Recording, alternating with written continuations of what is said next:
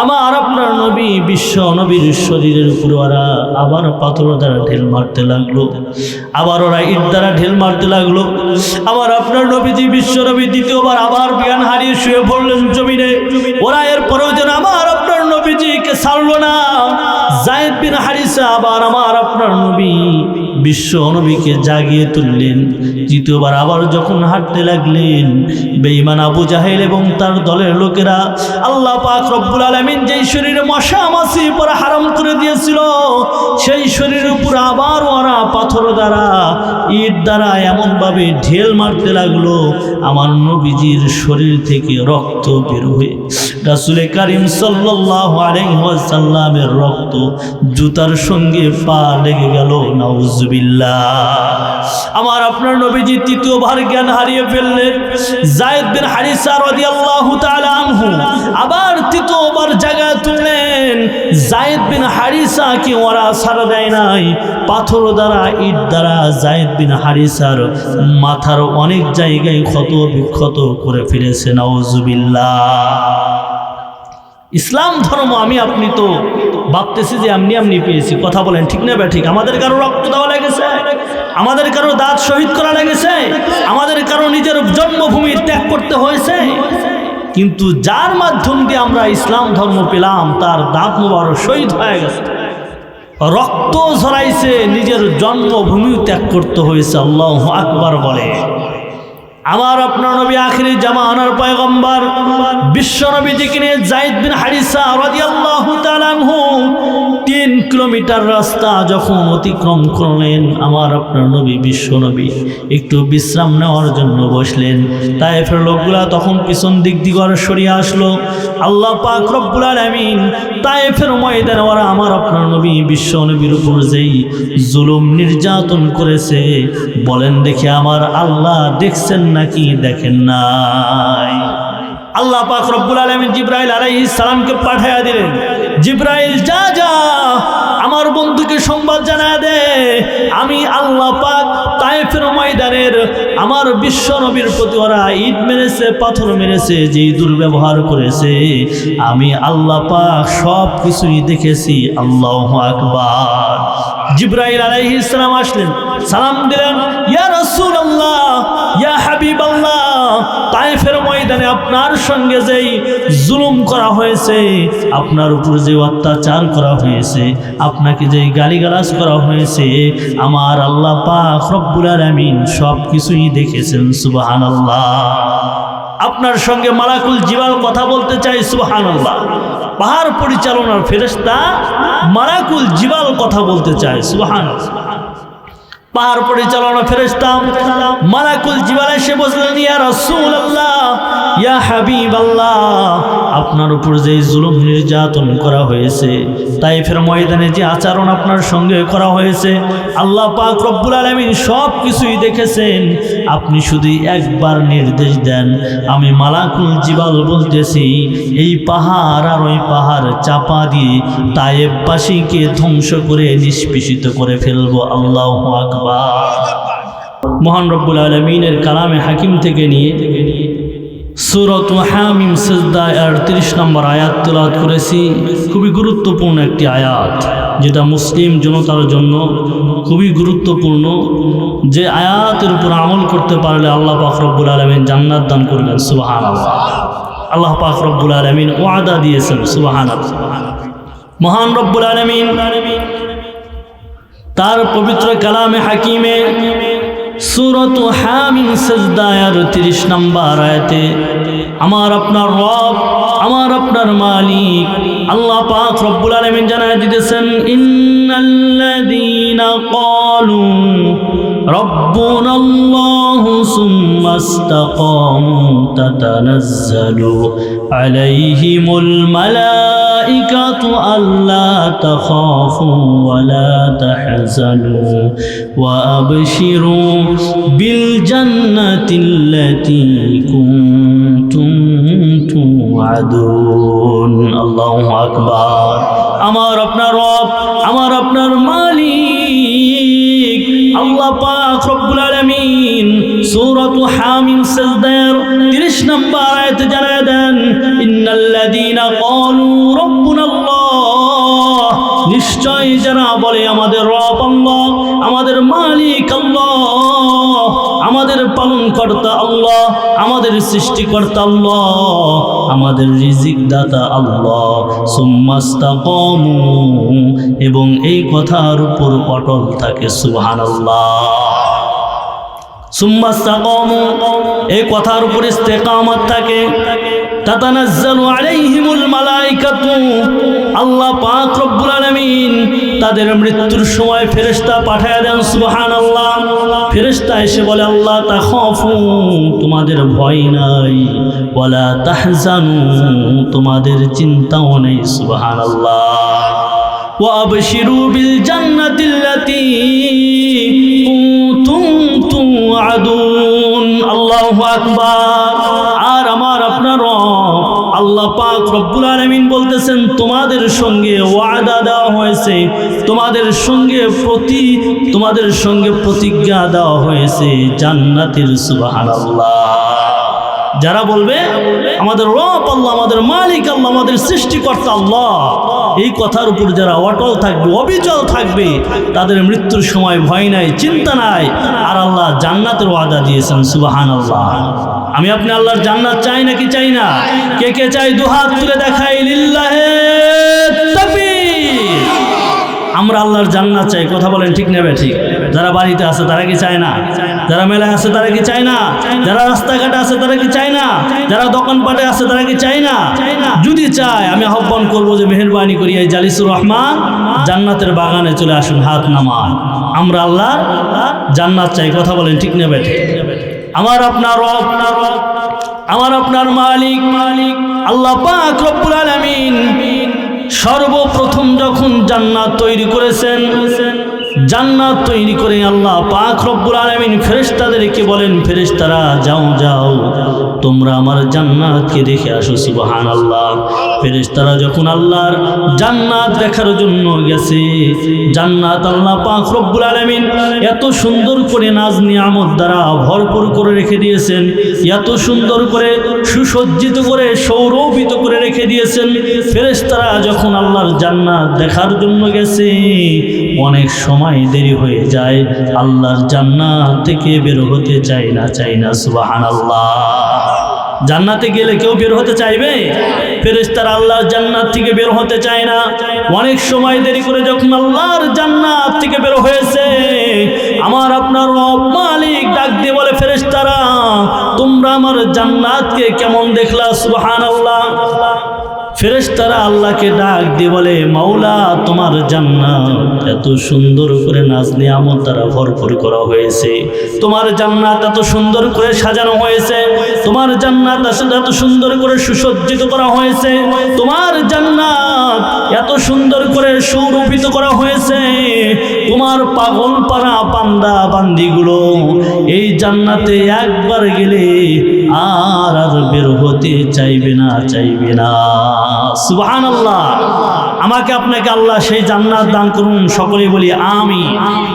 এখন জান্নাতে যেতে চাইলে জান্নাতের কাজ করার দরকার আছে নাকি নাই? আল্লাহ বলতেছেন যারা বলে নিশ্চয় আমাদের রব আল্লাহ, আমাদের মালিক আল্লাহ, আমাদের পালনকর্তা আল্লাহ, এই কথার উপরে অটল থাকে, অবিচল থাকে। এখন আমরা তো আমাদের রবকে মানি, মালিককে মানি, যে আমাদের আল্লাহ কয়জন? একজন, কিন্তু তার হুকুম মানতে রাজি না, কথা বলেন ঠিক নেবে ঠিক? ফজর নামাজে কয়জন আমরা পাই? জহর নামাজে কয়জন পাই? আসর নামাজে মসজিদে কয়জন পাই? মানি আমাদের রব আল্লাহ, কিন্তু রবের হুকুম মানতে রাজি নয়, কথা বলেন ঠিক নেবে ঠিক? আমার আপনার নবী বিশ্বনবী হযরতে মুহাম্মদুর রাসূলুল্লাহ সাল্লাল্লাহু আলাইহি ওয়াসাল্লাম এই দ্বীন ইসলামকে প্রতিষ্ঠিত করার জন্য উহুদের ময়দানে দাঁত মুবারক শহীদ করে ফেলেছেন, তায়েফের ময়দানে রক্ত ঝরাইছেন, নিজের মাতৃভূমি জন্মভূমি মক্কাতুল মুকাররমা ত্যাগ করে মদিনায় হিজরত করতে হয়েছিল, কথা বলেন ঠিক না ব্যাঠি?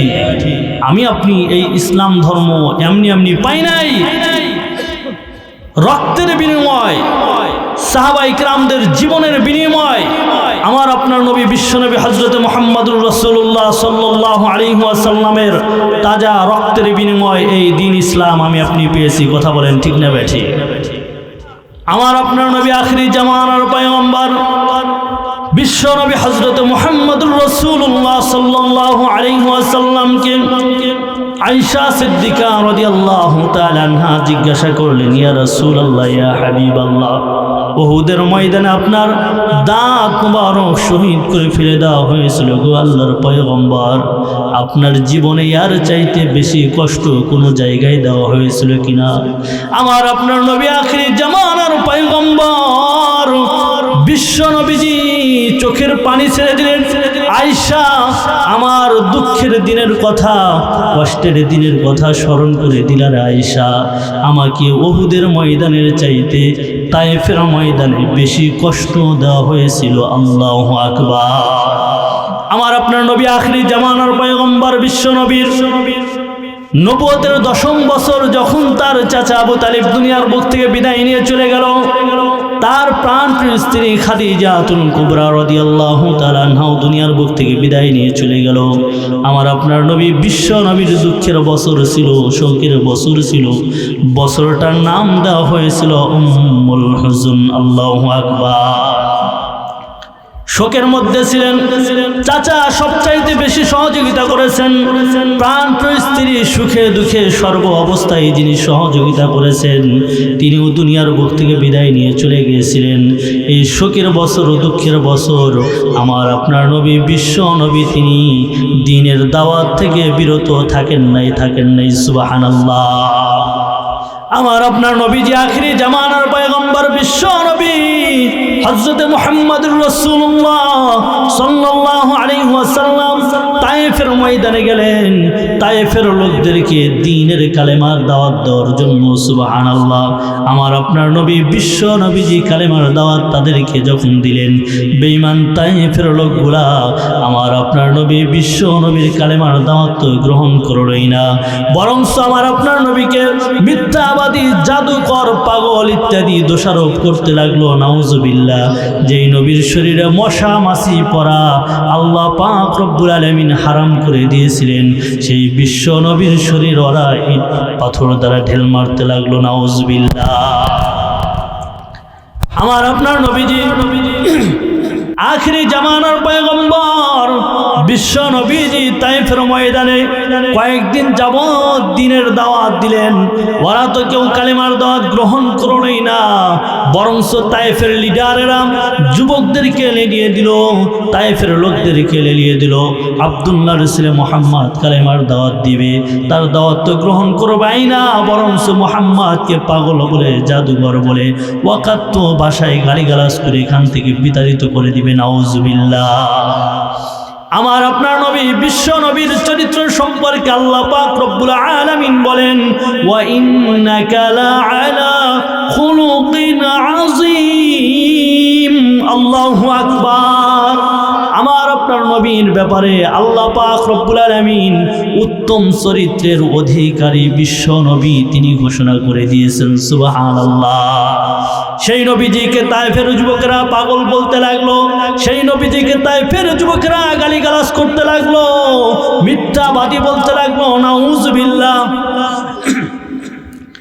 যেই শরীরে আল্লাহ পাক রব্বুল আলামিন মশা মাছি পড়া হারাম করে দিয়েছিল, তায়েফের লোকগুলো আমার আপনার নবী বিশ্ব নবীর সেই শরীরে ওরা পাথর দ্বারা ঢেল মারতে লাগলো। নাউজুবিল্লাহ।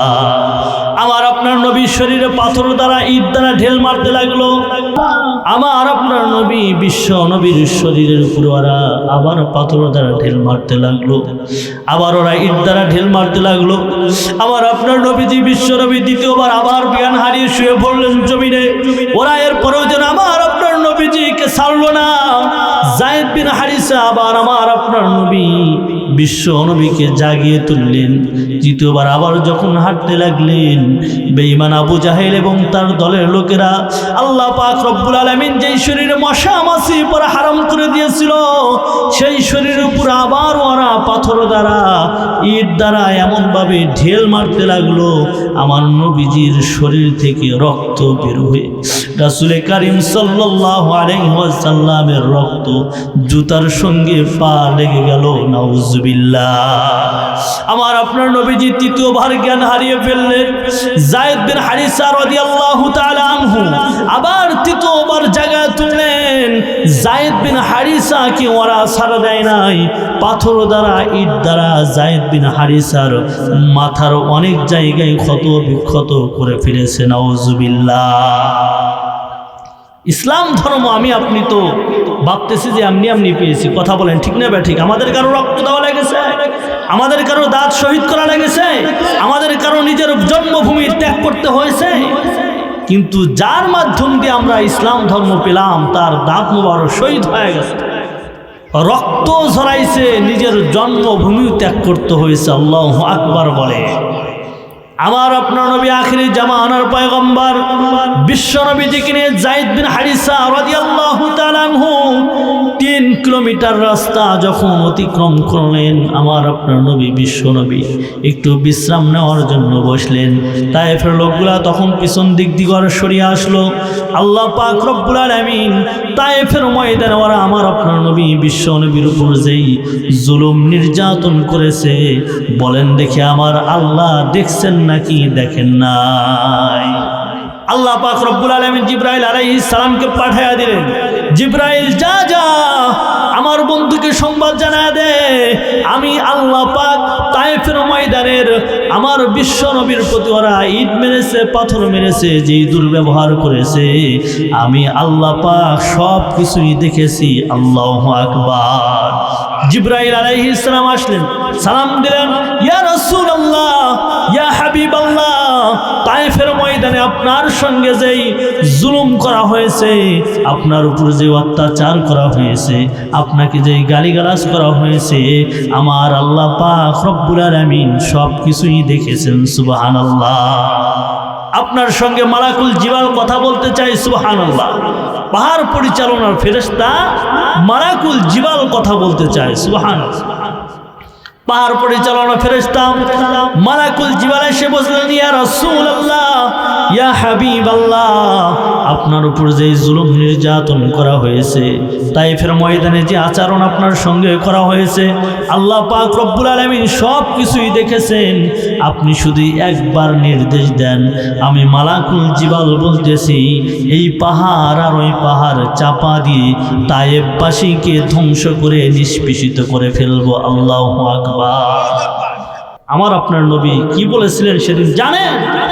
আমি আপনি হইলে আমার উপর কেউ জুলুম করলো, নির্যাতন করলো, যদি আমাকে একজন ক্ষমতাশীল ব্যক্তি বলে যে আমার পাওয়ার আছে, ক্ষমতা আছে, র্যাব আছে, পুলিশ আছে, তার উপর যে আচরণ হয়েছে, কত কি করতে স্যার, উলুয়াকে একবারে জাতায়া ফেলবো, কথা বলেন ঠিক না ব্যাঠিক? মাটির তলে ডাবায়া ফেলবো, কথা বলেন ঠিক না ব্যাঠিক? প্রতিশোধ নেওয়ার জন্য প্রস্তুত, কথা বলেন ঠিক না ব্যাঠিক?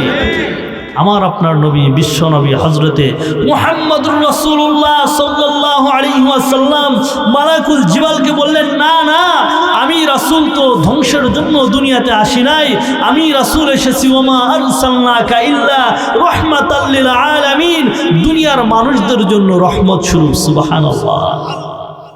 আমার আপনার নবী আখিরি জামানার পয়গম্বর বিশ্ব নবী মালাকুল জিবাল পাহাড় পরিচালনার ফেরেশতা তাকে বলে, মালাকুল জিবাল, না না, এ পাহাড় আরো পাহাড় চাপা দিয়ে ধ্বংস করার দরকার নাই, ওরা তায়েফবাসী আমি নবীকে চিনতে পারে নাই। সুবহানাল্লাহ।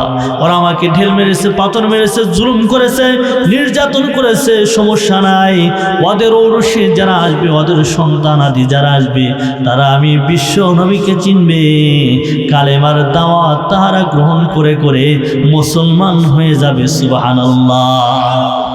আমার আপনার নবী কি মায়া ছিল, উম্মতের উপরে এত জুলুম করছে, তারপরেও প্রতিশোধ নেওয়ার জন্য প্রস্তুত না। রাসূল কারীম সাল্লাল্লাহু আলাইহি ওয়াসাল্লামের গালে একজন ইহুদি থাপ্পড় মেরেছে, কি মেরেছে? গালে থাপ্পড় মেরেছে। আল্লাহ রাসূল ইহুদির হাত ধরে বলে, ভাই হাতে ব্যথা পেয়েছেন? সুবহানাল্লাহ। যে থাপ্পড় মারে সে ব্যথা পায় না, যে থাপ্পড় খায় সে ব্যথা পায়। গালে থাপ্পড় মেরেছে। আল্লাহ রাসূল ইহুদির হাত ধরে বলতেছেন, ভাই আপনি কি হাতে ব্যথা পেয়েছেন? সুবহানাল্লাহ। কি ব্যবহার ছিলেন তার, কি আখলাক ছিল, প্রতিশোধ কি নিবেন? ইহুদি অবাক হয়ে গেছে, থাপ্পড় মারলাম আমি, আর মুহাম্মদ বলতেছে আপনি কি হাতে ব্যথা পেয়েছেন? সুবহানাল্লাহ। এই ব্যবহারের কারণেই মানুষ কালেমার দাওয়াত গ্রহণ করেছে, কথা বলেন ঠিক না ব্যাঠি?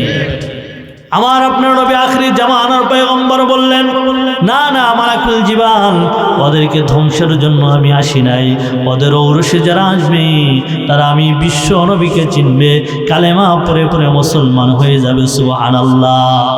আজ বাংলার জমিনে যখন বিশ্ব ইজতেমা হয়, বিশ্ব ইজতেমায় যখন তায়েফের লোকগুলো আসে, যখন উলামায়ে কেরামেরা তায়েফের আলোচনাগুলো করে, তায়েফের লোকগুলা মাথা নিচুর দিকে দিয়ে থাকে যে আমাদের পূর্বপুরুষেরা নবী মুহাম্মাদের উপর জুলুম নির্যাতন করেছিল। একবার যদি আল্লাহ রাসূল হাশরের ময়দান অভিযোগ করে, তাহলে আমাদের পূর্বপুরুষ কেন, আমাদেরও নিস্তার হবে না, নিস্তার হবে না। আল্লাহু আকবার। আমার আপনার নবীকে অভিযোগ করবেন, তখনই তিনি প্রতিশোধ নিতে চান নাই। এরপরেও তায়েফের ময়দানে এখন যারা আছে তারা তো কালেমা পরে পরে মুসলমান হয়ে গেছে, সুবহানাল্লাহ। কিন্তু তারপরেও এদের ভয়ে যে যদি আমরা ওই সময় থাকতাম, অন্তত নবী মুহাম্মদের সঙ্গে খারাপ আচরণ হতে দিতাম না, সুবহানাল্লাহ। এত কষ্টের বিনিময় এই দিন ইসলাম আমরা পেয়েছি, এমনি এমনি পাই নাই। কথা বলেন ঠিক না ব্যাঠি? কিন্তু আমি আপনি মুসলমান, আখিরি জামানার পয়গম্বর সেই বিশ্বনবী হযরত মুহাম্মদুর রাসূলুল্লাহ সাল্লাল্লাহু আলাইহি ওয়াসাল্লামের উম্মত হওয়ার পরেও বাংলার জমিনে কোরআনের বিরোধিতা করা হয়, ইসলামের বিরোধিতা করা হয়, কোরআনকে নিয়ে কটূক্তি করা হয়। আমার আপনার নবী আখিরি জামানার পয়গম্বর বিশ্বনবীকে নিয়ে কটূক্তি করা হয়, বাংলার জমিনের মুসলমান চুপ করে বসে থাকে। কথা বলেন ঠিক না ব্যাঠি? আমরা বাংলার জমিন থেকে বলতে চাই, কোরআনের বিরোধিতা করলে, ইসলামের বিরোধিতা করলে, নবীর বিরোধিতা করলে বাংলার জমিনে তাদের জায়গা হবে না, হবে না। কথা বলেন ঠিক না ব্যাঠি? কোরআনের বিরোধিতা করে আবু জেহেল সার পায় নাই। কথা বলেন ঠিক না ব্যাঠি? ইসলামের বিরোধিতা করে ফেরাউন সার পায় নাই, ইসলামের বিরোধিতা করে নমরুদ ফেরা পায় নাই, আবু জেহেল উতবা সাইবা কেউ সার পায় নাই। বাংলার জমিনেও যদি কেউ কোরআনের বিরোধিতা করে সার পাবে না, পাবে না। কথা বলেন ঠিক না ব্যাঠি?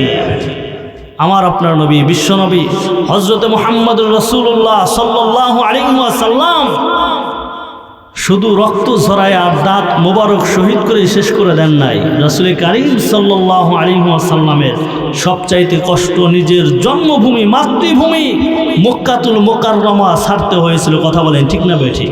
আমার আপনার নবীর আশা ছিল যে সারা জীবন মক্কার খেদমত করবে, কাবা শরীফের খেদমত করবে, কিন্তু সেই ভাগ্যটা, সৌভাগ্যটা ওরা হতে দেয় নাই। আমার আপনার নবী বিশ্ব নবীকে দূর দূর করে তাড়িয়ে দিয়েছে। কথা বলেন ঠিক না বেঠিক? দারুণ না দোয়ায় পরামর্শ করতেছে আবু জেহেল এবং তার দলের লোকেরা যে মুহাম্মদকে কিভাবে শেষ করে ফেলা যায়, অথবা মুহাম্মদকে কিভাবে এই মক্কা থেকে সরানো যায়। একজন এসে দাঁড়ায় গেছে সামনে, আকস্মিক, লোকটার চেহারা অপরিচিত, ডাক দিয়েছে, আপনাকে তো চিনতেছি না। বলতেছে, আমি হচ্ছি নজদের অধিবাসী শায়েখে নজ, তোমাদের যে পরামর্শ এটা আমি জানি, তোমাদেরকে আমি মতামত শুনতে এসেছি এবং দিতে এসেছি। নাউজুবিল্লাহ। শায়েখে নজ কে ছিল? মিস্টার ইবলিস। ইবলিস কি ভালো পরামর্শ দিবে? আমার আপনার নবীকে কিভাবে শেষ করা যায়, আমার আপনার নবীকে কিভাবে দূর করা যায়, এই পরামর্শই কিন্তু মিস্টার ইবলিস দিবে। কথা বলেন ঠিক না ব্যাঠি? আবুল বখতিয়ার নামক একজন ব্যক্তি পরামর্শ দিয়েছে যে মুহাম্মদকে মক্কা থেকে সরায় দিলেই মুহাম্মাদের যে কালেমার দাওয়াত এরা দূর হয়ে যাবে। শায়েখে নজ মিস্টার ইবলিস বলে, না না ভাই, তোমার মতটা গ্রহণযোগ্য হলো না। যদি মুহাম্মদকে মক্কা থেকে সরিয়ে দাও, যেখানেই যাবে মুহাম্মদ কালেমার দাওয়াত দিয়ে দিয়ে লোকদেরকে তার দলে আনবে, আনার পরে অবশ্যই তোমাদেরকে সাইজ করে ছাড়বে। সুবহানাল্লাহ। তোমার এই মত গ্রহণ করলাম না। এরপর আবুল আসওয়াদ নামক একজন ব্যক্তি তিনি মত দিলেন, তাহলে মুহাম্মদকে ঘরের মধ্যে শিকল দ্বারা আবদ্ধ করা হোক। শায়েখে নজ মিস্টার ইবলিস বলল, না না, তোমার মতটাও কিন্তু গ্রহণযোগ্য হলো না। বলে কেন? কয়, মুহাম্মদকে যদি শিকল দ্বারা ঘরের মধ্যে বন্দী করে রাখা হয়, যারা হিজরত করে মদিনায় চলে গেছে তার একতাবদ্ধ হয়ে দল শক্তি হয়ে কিন্তু অবশ্যই মুহাম্মদকে এখান থেকে ছাড়িয়ে নিয়ে যাবে আর তোমাদেরকেও ধোলাই করে যাবে। সুবহানাল্লাহ। তোমার মতটাও গ্রহণ করা হলো না। এবার আবু জেহেল মত দেয়, তাহলে আমি একটা মত দিচ্ছি। আবু জেহেল তারা বলতেছে, শোনো, মক্কার প্রত্যেক বংশ থেকে একজন করে লোক আমি নিতে চাই। প্রতিটা বংশ থেকে একজন করে লোক নিয়ে মুহাম্মাদের ঘর ঘেরাও করে মুহাম্মাদকে দুনিয়ার থেকে। শায়েখে নজ মিস্টার ইবলিস আবু জাহেলকে বললেন যে তোমার মতটা গ্রহণ করা হলো, তুমি লোকদেরকে একতাবদ্ধ করে মুহাম্মাদের ঘর ঘেরাও করে মুহাম্মাদকে শেষ করে ফেলবা। নাউজুবিল্লাহ। মুহাম্মদকে আজকে রাত্রে শেষ করে ফেলবে। আবু জাহেল মক্কার প্রত্যেক বংশ থেকে একজন করে লোক নিয়েছে। আল্লাহ পাক রব্বুল আলামিন আমার আপনার নবী বিশ্ব নবীকে জানায় দিয়েছেন, নবী হে, আজকে আপনাকে কাফের মুশরিকরা হত্যা করার জন্য ঘর ঘেরাও করে ফেলবে। অতএব আজকে আপনি হিজরত করে মদিনায় চলে যাবেন। সুবহানাল্লাহ। কাফের মুশরিকরা আবু জাহেল এবং তার দলের লোকেরা আমার আপনার নবী বিশ্ব নবীকে রাত্রের মধ্যে হত্যা করে ফেলবে, মেরে ফেলবে, ঘর ঘেরাও করে ফেলেছেন। আবার আপনার নবী বিশ্ব নবী তার ঘরে আলী রাদিয়াল্লাহু তাআলা আনহুকে শোয়ার অনুমতি দিলেন। আলী, আমার বিছানায় শুয়ে যাবা, আমি রাত্রে হিজরত করে মদিনায় চলে যাব। কাফের মুশরিকরা ঘর খুলে দেখবে আমি নবী নাই, তোমার উপর আক্রমণ করতে পারে। আলী, তুমি ভয় পেও না। সকালবেলা আমার কাছে যারা আমানত রেখেছে সব আমানতগুলা তুমি তাদেরকে দিয়ে দিবা। সুবহানাল্লাহ। হিজরত করে মদিনায় যাবেন। কাফের মুশরিকরা সহ যারা আমানত রেখেছে, নবীর চিন্তা যে আমানতগুলা তো দিতে হবে। সুবহানাল্লাহ। আর বাংলাদেশ থেকে কতগুলা পলাইলো, কথা বলেন। কোটি কোটি লক্ষ লক্ষ টাকা নিয়ে পালাইলো। চিন্তা করেছে, আমানতের চিন্তা করেছে, জনগণের টাকা আত্মসাৎ করে পলাইছে। কথা বলেন।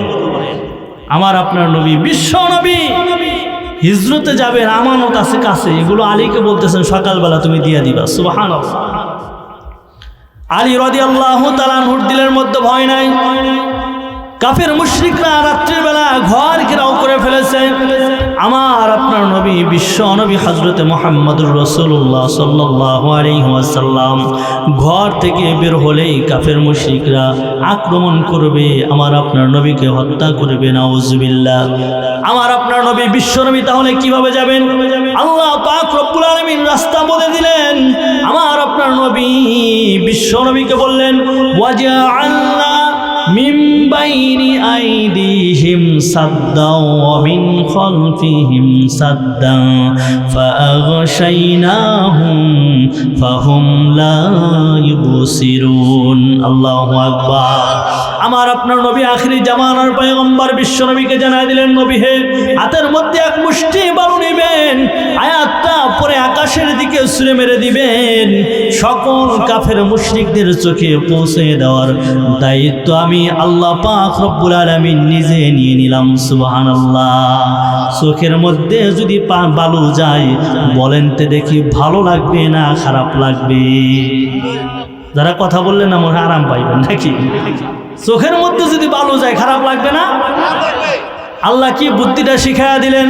আমার আপনার নবী বিশ্ব নবী হাতের মধ্যে এক মুষ্টি বালু নিয়ে আয়াতটা পরে যখন ছুঁড়ে মেরে দিলেন, আল্লাহ পাক রব্বুল আলামিন বালুর কণাগুলা সকল কাফের মুশরিকদের চোখের মধ্যে প্রবেশ করায় দিলেন। সুবহানাল্লাহ। কাফেররা যখন চোখের মধ্যে বালু যাওয়ার সময় যখন ডলা দিতেছিলেন, চোখ ডললে দেখা যাবে নাকি দেখা যাবে না? চোখ ডলতেছিলেন। এমন সময় আমার আপনার নবী বিশ্ব নবী ঘর থেকে বের হয়ে আবু বকর সিদ্দিক রাদিয়াল্লাহু তাআলা আনহুর বাড়ির দিকে রওনা হয়ে গেছে। সুবহানাল্লাহ। ওদের চোখ ডলা শেষ, আবু বকরের ঘর থেকে বের হয়ে চলে যাওয়া শেষ। সুবহানাল্লাহ। চোখ ডলাডলি করার পর অনেক সময় ধরে দাঁড়িয়ে আছে। একজন আকস্মিক ব্যক্তি হঠাৎ এসে বলতেছে, কি ব্যাপার, তোমরা এতগুলো মানুষ এখানে কেন দাঁড়িয়ে আছো? ওরা বলতেছে, মুহাম্মদ ঘর থেকে বের হবে আর মুহাম্মদকে ধরে আমরা হত্যা করব, এই জন্য এখানে দাঁড়িয়ে আছি। আল্লাহু আকবার। এত রাত হয়েছে, মুহাম্মদ তোমাদের জন্য এখনো ঘরের মধ্যে বসে আছে, সে না কখন চলে গেছে? পাগলে ধরছে লোকটারে, পাগলে ধরছে। আমরা এত মানুষ এতক্ষণ পর্যন্ত দাঁড়ায় আছি, মুহাম্মদ যাবে আমরা দেখবো না? সুবহানাল্লাহ। গেছে নাকি যায় নাই? মুহাম্মদ যাবে আমরা বলে জানবো না, টের পাবো না? এত মানুষ দাঁড়ায় আছে, আমি দেখি না, ও তো দেখবে। ও দেখে নাই, ও তো দেখবে। যাও এখান থেকে সরে যাও।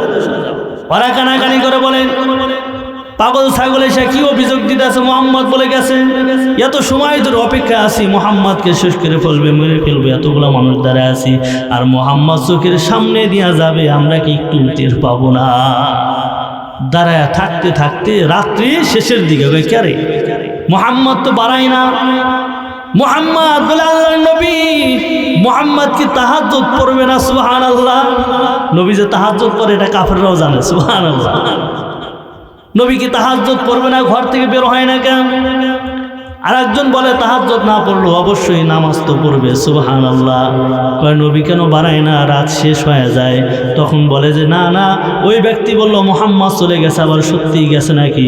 ঘরের দরজা দিয়ে উকি মেরে দেখে ঘরের মধ্যে একজন শুয়ে আছে। সুবহানাল্লাহ। শুয়ে আছে কে? আলী রাদিয়াল্লাহু তাআলা। কয় না রে, ঘরের ভিতর শুয়ে আছে তো। রাত্রি শেষ হয়ে গেল, বের হয় না। দরজা ভাঙ। দরজা ধাক্কা ভিতরে গেছে, যাওয়ার পরে বলতেছে বিছানায় শুয়ে আছে, কোপ দিয়ে মেরে ফেলে একেবারে। আরেকজন বলতেছে না, বিছানায় যদি অন্য কেউ শোয়, আমরা তো মারার জন্য এসেছি মুহাম্মদকে, অন্য কাউরে মারলে তো ক্ষতি হয়ে যায়। চাদরটা উঁচা করেছে, উঁচা করার পরে দেখতেছে বিছানায় আলী রাদিয়াল্লাহু তাআলা আনহু শুয়ে আছেন। সুবহানাল্লাহ। কাফের মুশরিকরা কয় আলী তুই কেন, মুহাম্মদ কই? আলী রাদিয়াল্লাহু তাআলা আনহু তো পাওয়ারফুল ব্যক্তি, আমার তো ওই কথা বল মুহাম্মদ কই, যদি না বলস তোদের একটারেও কিন্তু সারও হবে না। সুবহানাল্লাহ। ওরা কানাকানি শুরু করছে, কয় আসাদুল্লাহিল গালিব আলী, পরে খেপানো যাবে না, যদি খেপে একটারও ছাড়বে না। ওর সাথে গন্ডগোল নাই, মোহাম্মদকে ধরার জন্য আসি পাই নাই, ওর সাথে গন্ডগোল, বাস চল এখান থেকে বাড়ে না, ওদিকে মার খাওয়া লাগবে। আলী রাদিয়াল্লাহু তাআলা আনহুর একটা গরম কথায় ওরা ভয় পেয়েছে, ঘর থেকে বের হয়ে গেছে। এদিকে আমার আপনার নবী আখিরি জামানার পয়গম্বর বিশ্ব নবীজি গভীর রজনীতে আবু বকর সিদ্দিক রাদিয়াল্লাহু তাআলা আনহুর ঘরের দরজায় গিয়ে রাত্রির অন্ধকারে গভীর রজনীতে দরজায় একটা টোকা দিয়েছেন। আবু বকর দরজা খোলো। একটা সেকেন্ড দেরি হয় নাই, সঙ্গে সঙ্গে টাস করে দরজা খুলে দিয়েছেন। সুবহানাল্লাহ। আমার আপনার নবী আখিরি জামানার পয়গম্বর বিশ্ব নবী ডাক দিয়ে বলেন, আবু বকর তোমাকে আমি একবার ডাক দিয়েছি নিম্ন আওয়াজে, জোরে ডাক দিই নাই, দুইবারও দিই নাই, তিনবারও দিই নাই। আবু বকর তুমি কেমনে এত তাড়াতাড়ি দরজা খুলে দিলা? তুমি কি বিছানায় ঘুমাও নাই? সুবহানাল্লাহ। আবু বকর সিদ্দিক ডাক দিয়ে বলেন, ইয়া রাসূলুল্লাহ, ইয়া হাবিবাল্লাহ, আমি আবু বকর শুধু আজকে রাত্র নয়, আপনি 6 মাস পূর্বে বলেছেন হিজরতের সাথী হব আমি আবু বকর। সেদিন থেকে আমি আবু বকর বিছানায় পিঠ লাগাই না, বিছানায় ঘুমাই না, দরজার সঙ্গে পিঠে হেলান দিয়া বসে থাকি। কখন আমার দিনের নবী এসে আবু বকর বলে ডাক দিবে। সুবহানাল্লাহ। আর আমি আবু বকর যদি বিছানায় ঘুমায় থাকি, আপনি যদি আমাকে আবু বকর বলে ডাক দেন, আর যদি দরজা খুলতে দেরি হয়ে যায়, কাফের মুশরিকরা আপনাকে ধরে ফেলবে, পাকড়াও করে ফেলবে, আপনার উপর আক্রমণ করবে, আমি আবু বকর বেঁচে থেকে লাভ কি? সুবহানাল্লাহ। কি ভালোবাসা ছিল নবীর প্রতি, যা আপনি যেদিন বলেছেন যে আমি হিজরতের সাথী হব, সেদিন থেকে আমি আর বিছানায় ঘুমাই না। কেননা কখন যেন আপনি এসে আমাকে ডাক দেন আবু বকর বলে। সুবহানাল্লাহ। দরজার সঙ্গে হেলান দিয়ে সারা রাত জেগে থাকি, দরজায় টোকা দেওয়ার সঙ্গে সঙ্গে যেন দরজা খুলতে পারি। সুবহানাল্লাহ। এজন্যই আবু বকর সিদ্দিক রাদিয়াল্লাহু তাআলা আনহুকে আল্লাহ পাক রব্বুল আলামিন নবীর হিজরতের সাথী হিসাবে পছন্দ করেছেন। সুবহানাল্লাহ। যদি সাথী ভালো না হয়, বন্ধু যদি ভালো না হয়, যিনি সফর করবেন সাথে, তিনি যদি বিপদে পড়ে দৌড়ে পালিয়ে যায়, ওই বন্ধুর কি দরকার আছে? ওই বন্ধুর দ্বারা কি উপকার হবে? আবু বকর সিদ্দিক রাদিয়াল্লাহু তাআলা আনহু আমার আপনার নবী বিশ্ব নবীকে হাঁটতে লাগলেন সঙ্গে নিয়ে, মদিনার পথে রওনা হয়ে গেছেন। আবু বকর সিদ্দিক একবার বামে যায়, আরেকবার ডানে যায়, আরেকবার সামনে দৌড়ায়, আরেকবার পিছনে দৌড়ায়। আল্লাহ রাসূল বলেন, আবু বকর পাগল হয়ে গেছো? একবার ডান দিকে দৌড়াও, আরেকবার বাম দিকে দৌড়াও, আরেকবার সামনের দিকে দৌড়াও, আরেকবার পিছনের দিকে দৌড়াও, এমন করতেছো কেন? আল্লাহু আকবার। আবু বকর সিদ্দিক বলেন, ইয়া রাসূলুল্লাহ, ইয়া হাবিবাল্লাহ, আমি যখন ডান দিকে আপনার সাথে যখন হাঁটতে লাগি, আমার দিলের ভিতরে ভয় হয় বাম দিক থেকে ওরা আক্রমণ করবে নাকি। আমি আবু বকর তখন বাম দিকে দৌড়াই। সুবহানাল্লাহ। আবার যখন বাম দিকে হাঁটতে লাগলি, আমার দিলের ভিতরে ভয় হয় সামনের দিক থেকে ওরা আক্রমণ করবে নাকি, আমি তখন সামনের দিকে দৌড়াই। সুবহানাল্লাহ। আবার যখন সামনে হাঁটতে লাগি, আমার দিলের ভিতরে ভয় হয় ওরা পিছন দিক থেকে আমার বিশ্ব নবী নবীকে আক্রমণ করবে নাকি।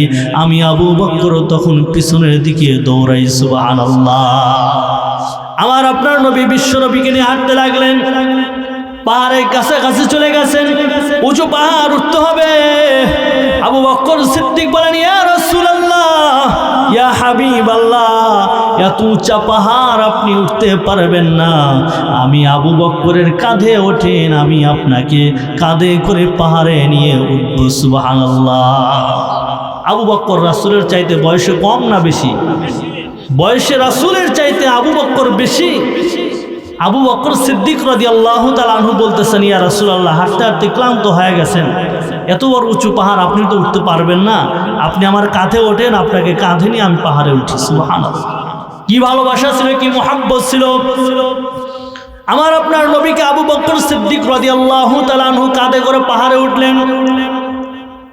যখন গুহার মধ্যে যাবেন, আবু বকর বলেন, ইয়া রাসূলুল্লাহ, গুহার ভিতরে সাপ বিচ্ছু পোকামাকড় থাকতে পারে, কামড় দিতে পারে, আপনি একটু অপেক্ষা করেন, আমি গুহাটা সুন্দর করে পরিষ্কার করে নিই, এরপরে আপনি সেখানে বিশ্রাম নেবেন। সুবহানাল্লাহ। আর আমরা বন্ধুরা যখন একসঙ্গে চলাফেরা করি, একটা বিপজ্জনক জায়গায় গেলে এক বন্ধু আর এক বন্ধুকে ধাক্কায়, তুই আগে যা। কথা বলেন ঠিক নেবে ঠিক? মানে বিপদে পড়লে তুই বল।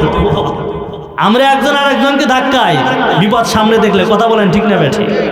আর আবু বকর সিদ্দিক বলতেছেন, ইয়া রাসূলুল্লাহ, আমি আগে পরিষ্কার করে নেই। আবু বকর সিদ্দিক রাদিয়াল্লাহু তাআলা আনহু ভিতরে সুন্দর করে পরিষ্কার করলেন, কিন্তু অনেকগুলা ছোট্ট ছোট্ট গর্ত আছে যেগুলো দিয়ে সাপ বের হতে পারে। আবু বকর সিদ্দিক রাদিয়াল্লাহু তাআলা আনহু মাথার পাগড়ি অথবা চাদর ছিঁড়ে ছিঁড়ে সেই গর্তগুলা বন্ধ করে দিলেন। একটা গর্ত বাকি রয়ে গেল। আবু বকর সিদ্দিক রাদিয়াল্লাহু তাআলা আনহু সেই গর্তটা নিজের পা দ্বারা বন্ধ করে দিলেন। আর বিশ্বনবীকে বললেন, ইয়া রাসূলুল্লাহ, ইয়া হাবিবাল্লাহ, আরামগাহ তৈয়ার হওয়া, বিশ্রামখানা রেডি হয়ে গেছেন, আপনি একটু ভিতরে এসে বিশ্রাম নেন। সুবহানাল্লাহ। বিশ্রামের জন্য খেতা বালিশ ল্যাপ তো সুখ আছে। নিজের পাটা বিছিয়ে দিয়েছেন আল্লাহ রসুলের জন্য বালিশ হিসাবে। আল্লাহ রসুল আবু বকরের মাথার উপরে, পায়ের উপরে, উরুর উপরে নিজের মাথাটা রেখে ঘুমায় গেলেন। সুবহানাল্লাহ। আবু বকর সিদ্দিক রাসূলের চেহারা মুবারকের দিকে তাকায় আছেন যে এত নিকট থেকে তো আমি নবীর চেহারা দেখি নাই। সুবহানাল্লাহ। নিজের কোলের মধ্যে মানে নিকটে না, নিজের কোলের মধ্যে এত নিকট থেকে আবু বকর রাসূলের চেহারা কোনোদিন দেখে নেই। কাছাকাছি থেকে দেখা যায়, সামনাসামনির থেকে দেখা যায়, কিন্তু নিজের কোলের মধ্যে রাসূলকে শোয়া দিয়েছেন। সুবহানাল্লাহ। চেহারার দিকে তাকা আছেন, দেখতেছেন। এদিকে আবু বকর সিদ্দিক রাদিয়াল্লাহু তাআলা আনহু যেই গর্তটা পা দ্বারা বন্ধ করে দিয়েছেন, বিষাক্ত একটা সাপ আবু বকর সিদ্দিক রাদিয়াল্লাহু তাআলা আনহুকে দংশন করেছে। আল্লাহু আকবার। এত পরিমাণ বিষক্রিয়া যে আবু বকরের চেহারার সঙ্গে সঙ্গে বিবর্ণ হয়ে গেছে, অন্য কালার হয়ে গেছে। বিষের যন্ত্রণা আবু বকর সিদ্দিক রাদিয়াল্লাহু তাআলা আনহু সহ্য করতে পারতেছে না, কিন্তু আল্লাহর নবীকে জাগাইতেছেন না যে আমি আবু বকরের জীবনের চাইতে বিশ্ব নবীর ঘুম শ্রেষ্ঠ। সুবহানাল্লাহ। নিজের অজান্তে চোখের পানি আমার আপনার নবী আখিরি জামানার পয়গম্বর বিশ্ব নবীর চেহারার উপর পড়েছে। সুবহানাল্লাহ। নবীর ঘুম ভেঙে গেছে। আবু বকর, কান্না করো কেন? বাড়ির কথা মনে পড়েছে নাকি? স্ত্রীর কথা মনে পড়েছে নাকি? ছেলে মেয়ের কথা মনে পড়েছে নাকি? আবু বকর বলেন, না না, স্ত্রীর কথা মনে পড়ে নাই, ছেলে মেয়ের কথা মনে পড়ে নাই, পরিবারের কারোর কথা মনে পড়ে নাই, তাহলে কাঁদো কেন? আবু বকর বলেন, ইয়া রাসূলুল্লাহ, সাপ দংশন করেছে, ব্যথা সহ্য করতে পারতেছি না, মনের অজান্তে চোখের পানি বের হয়ে গেছে। আল্লাহর নবী বলেন, আবু বকর, তাহলে আমাকে জাগাও না কেন? আবু বকর বলেন, ইয়া রাসূলুল্লাহ, ইয়া হাবিবাল্লাহ, আমি আবু বকরের জীবনের চাইতে আপনি বিশ্ব নবীর ঘুম শ্রেষ্ঠ। সুবহানাল্লাহ। কি ভালোবাসা, কি মুহাব্বত! রাসূল কারীম সাল্লাল্লাহু আলাইহি ওয়াসাল্লাম থুতু মুবারক আবু বকরের পায়ে লাগায় দিলেন, বিষক্রিয়া দূর হয়ে গেল। সুবহানাল্লাহ। সাপ যে আবু বকরকে দংশন করলো, অপরাধ করে নাই? যিনি বিশ্বনবীর হিজরতের সাথী বন্ধু, তো বন্ধুকে যদি দংশন করে দেয়, যদি মেরে ফেলে, তাহলে রাসূলের ক্ষতি হবে না?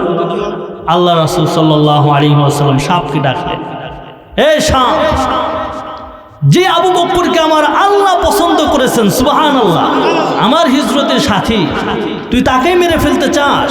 কি ক্ষতি তোর করেছে আবু বকর যে তুই তাকে মেরে ফেলতে চাইলি, কামড় দিলি, দংশন করলি? সাপ আল্লাহ পাক রব্বুল আলামিনের কাছে জবান চেয়েছেন, আল্লাহ জবান খুলে দাও, সুবহানাল্লাহ, নবীর সঙ্গে কথা বলবো, জবান খুলে দাও। আল্লাহ পাক রব্বুল আলামিন জবান খুলে দিয়েছে, সাপ বিশ্ব নবীর সঙ্গে কথা বলতেছেন, সুবহানাল্লাহ। আমার আপনার নবী আখিরি জামানার পয়গম্বর বিশ্ব নবীকে ডাক দিয়ে বলেন, ইয়া রাসূলুল্লাহ, ইয়া হাবিবাল্লাহ, আজ থেকে 100 বছর পূর্বে শুনেছি এই গুহার মধ্যে আখিরি জামানার পয়গম্বর বিশ্ব নবী একদিন আসবেন। আল্লাহর কাছে হায়াত চেয়ে নিয়েছি, আল্লাহ আমাকে ততদিন পর্যন্ত আমার হায়াতটা বাড়ায় দাও। ওগো আল্লাহর পয়গম্বর খেয়ে না খেয়ে 100 বছর ধরে এই গর্তের মধ্যে রয়েছি, শুধু আপনার চেহারাটা একটিবার দেখবো, সুবহানাল্লাহ। চেহারা দেখার জন্য এই গুহার ভিতর অনেকগুলা গর্ত করেছি, যে কোনো একটা গর্ত যদি বন্ধ হয়ে যায়, অন্য গর্ত দিয়ে যেন আপনার চেহারা দেখতে পারি, সুবহানাল্লাহ। কিন্তু আপনার সাথে আপনার বন্ধু আবু বকর কি করলো? সে তার মাথার পাগড়ি অথবা চাদর ছিঁড়ে ছিঁড়ে সবগুলো গর্ত বন্ধ করে দিল। একটা গর্ত বাকি ছিল, যেখানে ওর পা দ্বারা বন্ধ করে রেখে দিয়েছে। আমি সাপ প্রত্যেকটা গর্ত দ্বারা চেষ্টা করেছি, আপনার চেহারা দেখতে পারি নাই। তখন চিন্তা নিয়েছি, আবু বকরকে যদি দংশন করি ব্যথার যন্ত্রণায়, অন্তত পাটা সরালেই আপনি বিশ্ব নবীর চেহারা আমি দেখতে পারবো, সুবহানাল্লাহ। ইয়া রাসূলুল্লাহ, ইয়া হাবিবাল্লাহ, আপনাকে ভালোবেসে, আপনাকে মুহাব্বত করে, আপনার চেহারা দেখার জন্য আপনার সাথে আবু বকরের পায়ে দংশন করেছি, তাও তো আবু বকর তার পাটা সরাই নাই। আপনি বিশ্ব নবীর চেহারা আমার নসিবে ছিল না, আপনি যদি ডাক না দিতেন, সুবহানাল্লাহ। আমি যে অন্যায় করেছি, যে অপরাধ করেছি, ওগো আল্লাহর পয়গম্বর, আমি আপনার কাছে মাফ চাইতেছি, সুবহানাল্লাহ। সুবহানাল্লাহ বলে সাপের দিলের ভিতরে নবীর ভালোবাসা। আমি আপনি মুসলমান আখির জামানার পয়গম্বর বিশ্ব নবীর উম্মত, যেই নবীজি হাসরের ময়দানে ইয়া নাফসি ইয়া নাফসি সকল নবী সকল উম্মতগণ বলতে লাগবে, আমার আপনার নবী সিজদায় পড়ে ইয়া হাবলি উম্মতি উম্মতি বলতে থাকবে, সুবহানাল্লাহ। সেই নবীর প্রতি আমার আপনার ভালোবাসা নাই, মহব্বত নাই, কথা বলেন ঠিক না ব্যাঠি? আল্লাহ রাসূল সাল্লাল্লাহু আলাইহি ওয়াসাল্লাম আবু বকরকে বলেন, ও আবু বকর, তুমি তো আমাকে ভালোবেসে মহব্বত করে সবগুলো গর্ত বন্ধ করে দিয়েছিলা, যাতে করে সাপে দংশন না করতে পারে। আর এই সাপটাও এতগুলো গর্ত করেছিল আমি নবীকে দেখার জন্য, আমি নবীকে মহব্বত করেছিল, ভালোবেসেছিল, আমার চেহারা দেখবে, এই জন্য তোমাকে দংশন করেছিল। আবু বকর, তোমার ভালোবাসাটা আমার প্রতি, সাপের ভালোবাসাটাও ছিল আমার প্রতি। আবু বকর, তুমি সাপরে মাফ করে দাও, সুবহানাল্লাহ। নবীজির কথায় আবু বকর সিদ্দিক রাদিয়াল্লাহু তাআলা আনহু সাপকে মাফ করে দিলেন, সুবহানাল্লাহ। আমার আপনার নবী বিশ্ব নবী হিজরত করে মদিনায় গেলেন। মদিনায় যাওয়ার পরে সর্বপ্রথম আমার আপনার নবী বিশ্ব নবী হযরতে মুহাম্মদুর রাসূলুল্লাহ সাল্লাল্লাহু আলাইহি ওয়াসাল্লাম মসজিদ নির্মাণ করেছেন, সুবহানাল্লাহ। আজকের মাহফিলটা কিসের? মসজিদের। মসজিদ নির্মাণ করলে সওয়াব হবে না গুনাহ হবে? মসজিদের কাজ করলে সওয়াব হবে না গুনাহ হবে? বাদশাহ হারুন আর রশিদের জামানার ছোট্ট একটা ঘটনা বলি। বাদশাহ হারুন আর রশিদ ঘোষণা করেছে যে আমার এলাকার মধ্যে নিজ অর্থায়নে আমি নিজের টাকা পয়সা খরচ করে একটা মসজিদ বানাবো, কারুর কোনো টাকা পয়সা আমি নিব না, কেউ টাকা দিলেও নিব না, আমি নিজের অর্থ দ্বারা মসজিদ বানাবো, সুবহানাল্লাহ। এরকম লোক কি পাওয়া যায় সমাজে? বাদশাহ হারুন আর রশিদ নিজের অর্থ দ্বারা মসজিদ নির্মাণ করলেন, সুবহানাল্লাহ। মসজিদ নির্মাণ করা শেষ, আল্লাহ পাক রব্বুল আলামিন স্বপ্ন দেখাইলেন। বাদশাহ হারুন আর রশিদকে দুইজন ফেরেশতা এসে ডাক দিতেছেন, বাদশাহ হারুন আর রশিদ, মসজিদ বানাইছো, আল্লাহর ঘর বানাইছো, আল্লাহর ঘর বানানোর কারণে আল্লাহ পাক রব্বুল আলামিন জান্নাতের মধ্যে তোমার জন্য ঘর বানাইছে। বলো না দেখি আল্লাহর জান্নাতের ঘর তুমি দেখতে চাও নাকি চাও না? মসজিদ বানানোর কারণে জান্নাতে যে ঘর আছে সেই ঘরটা আল্লাহর ফেরেশতা দেখাতে চাইলেন। সুবহানাল্লাহ। বাদশাহ হারুন আর রশিদকে হাত ধরে আল্লাহর জান্নাতে ফেরেশতা নিয়ে গেলেন। নিয়ে যাওয়ার পরে জান্নাতের মধ্যে যেই ঘর বানানো হয়েছে সেই ঘরটা দেখাইলেন। ঘরটা দেখার পরে বাদশাহ হারুন আর রশিদ যখন ঘর থেকে বের হলেন, দেখতে পারলেন সাইডে আরেকটা ঘর দেখা যায়, সুন্দর ঘর। বাদশাহ হারুন আর রশিদ সেই দিকে রওনা হয়ে গেছে।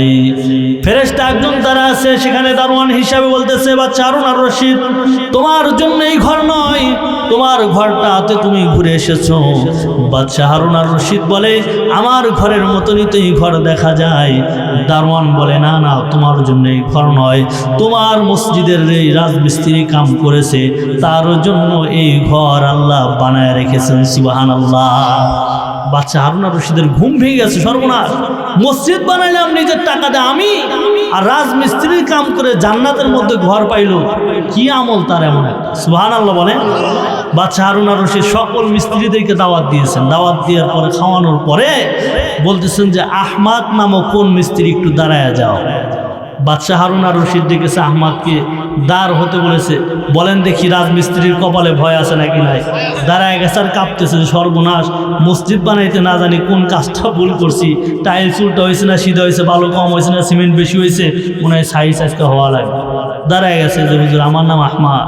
বাদশাহ হারুন আর রশিদ বলতেছে যে তুমি আহমাদ আমার মসজিদের রাজমিস্ত্রির কাজ করেছো, কি নে কামল করলা যে আমি মসজিদ বানানোর কারণে আল্লাহ জান্নাতের মধ্যে আমার জন্য একটা ঘর বানাইছে, আর তুমি আমার রাজমিস্ত্রির কাম করে জান্নাতের মধ্যে ঘর পাইলা, বলো দেখি তোমার নেক আমল কি? সুবহানাল্লাহ। আহমাদ বলতেছে, বাদশাহ হারুন আর রশিদ নিজের অর্থে মসজিদ বানাইবেন ঘোষণা দিয়েছেন, কারো টাকা পয়সা নিবেন না, আমরা গরিব মানুষ, দেওয়ার মতন কিছু নাই, 10-20 টাকা দিব এটা তো নিবেন না, নিজের অর্থে মসজিদ বানাইছেন।